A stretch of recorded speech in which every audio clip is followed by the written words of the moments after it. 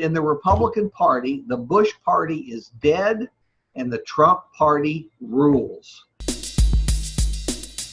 That party not only doesn't care what its prior leaders are saying, it didn't care in 2016 either. They were these same Republicans, the same ones you're seeing mentioned now, were opposed to Trump then. Some of them came out publicly, some of them were rumored and whispered about, but people knew. And it affected nothing. Nothing. Well, I'm sure you know then that Joe Biden is planning to bring moderate Republicans into his coalition. Do you think he can successfully do that? One thing that Democrats fear about Biden, and I think it's a legitimate fear, he was used to a system where the Senate and government generally was often bipartisan. Well, that's dead as a doornail.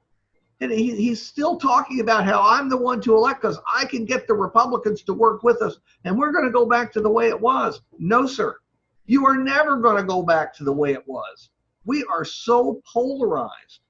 And the Democratic constituencies want to see Republicans pay for what Trump has done over the last 3.5 years. They want blood, just like the Republicans did 4 years ago. Should President Trump be concerned about a drop in support among white evangelicals? Well, we're not at election time. They're another group that wrings their hands a lot. They're so concerned about this and that. No, they'll vote for him. So in general, you'd say that the current wave of criticism that we're seeing in the media probably won't sway any voters? Well, not any, but I'm talking about more than a handful, enough to sway some key states. If the election were today, you'd bet on Biden. If the election were on this date 4 years ago, you would have bet on Clinton. She was well ahead. Doesn't mean a thing. Can Democrats realistically win the Senate in 2020? Yes. But in order for Democrats to win the Senate, Biden must win the presidency. The Democrats are not going to win the Senate without Biden providing some coattails in some key states, such as Arizona.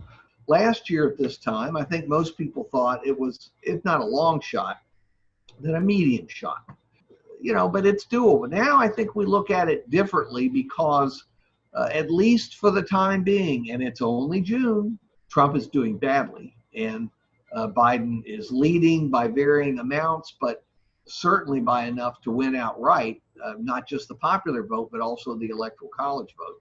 Shifting to the Black Lives Matter protests, how much tangible reform do you think that these protests can create? There will be some reform, and the reason is because this was outrageous.